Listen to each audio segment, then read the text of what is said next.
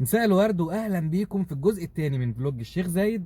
لو لسه ما شفتوش الجزء الاول هتلاقوا اللينك موجود في الديسكريبشن. وفي الجزء الثاني هاخدكم في كام جولة في المدينة الاقرب لقلبي، مدينة الشيخ زايد. قبل ما نبدأ الفيديو ما تنسوش تعملوا لايك وشير وسبسكرايب للقناة بتاعتي، وتابعوني على السوشيال ميديا وهتلاقوا اللينكات موجودة تحت في الديسكريبشن.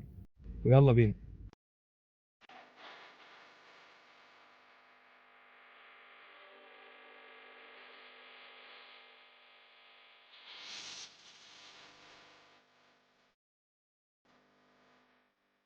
هبدأ معاكم من أعلى نقطة في زايد، التبة.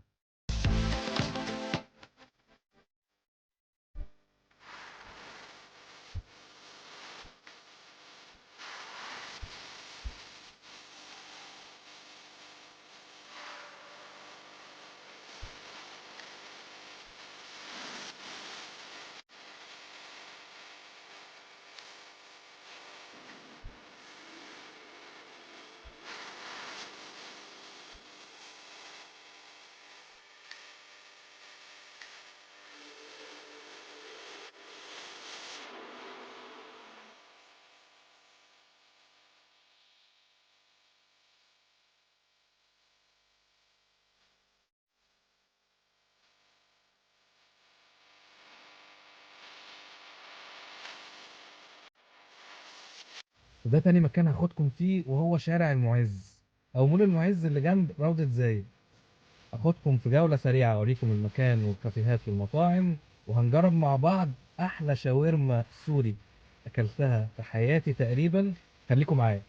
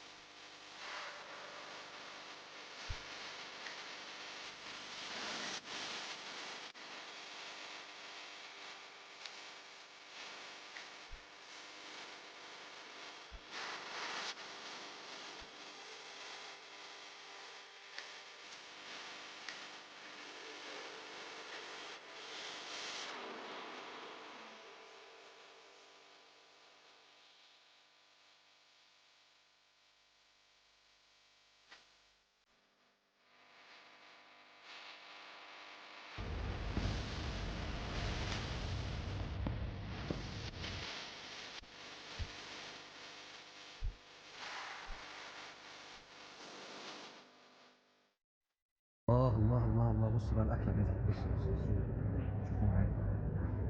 شوف الصوصات دي تحفه. وهنا السندوتشات.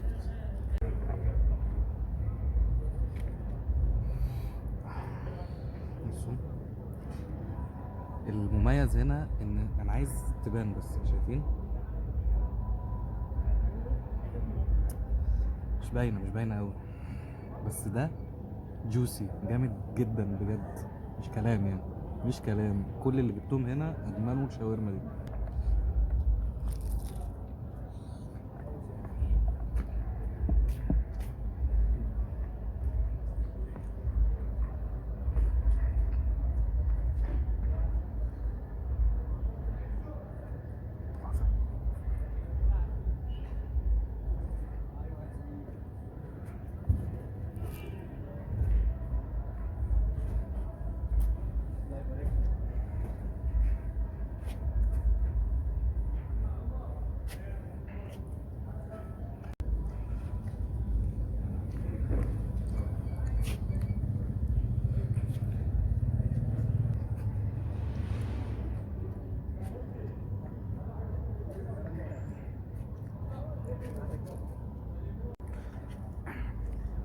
لذة الاكل يعني مش عارف اصور. تعالوا ندوق اللقمه اللي بيعملوها دي. تبقى لقمه كده وفيها صوص شطه تقريبا، بس حلوه قوي.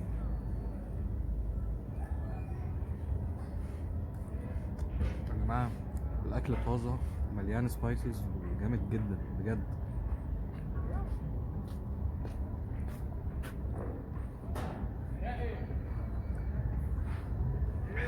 يا جماعه بصوا محمصين العيش ازاي، بيقرمش في بقي. بصوا اسمها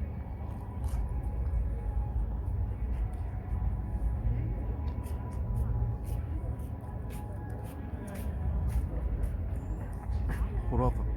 البطاطس عليها تتبيله جبنه كده جامده. حتى المخلل عندهم تحفه. هاكل بقى وارجع لكم تاني. يلا. خلصت الأكلة، أديها 10/10.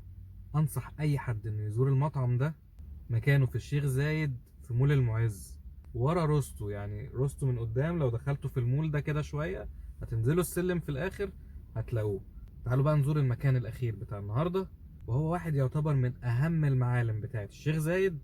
مجمع أركان. ده مجمع كافيهات ومطاعم على أعلى مستوى، وكمان في سينما وفي انترتينمنت كتير قوي. يلا نخش وناخد فيه جولة سريعة كده ونطلع.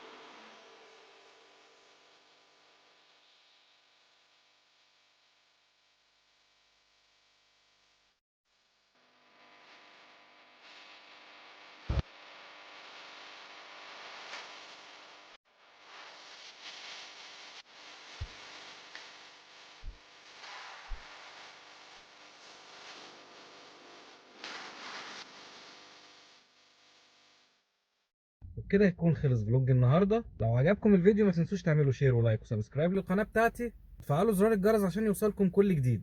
واستنوني في فيديوهات جايه هقدم لكم شويه فلوجات مختلفه وحاجات جميله قوي عن مصر. يلا باي.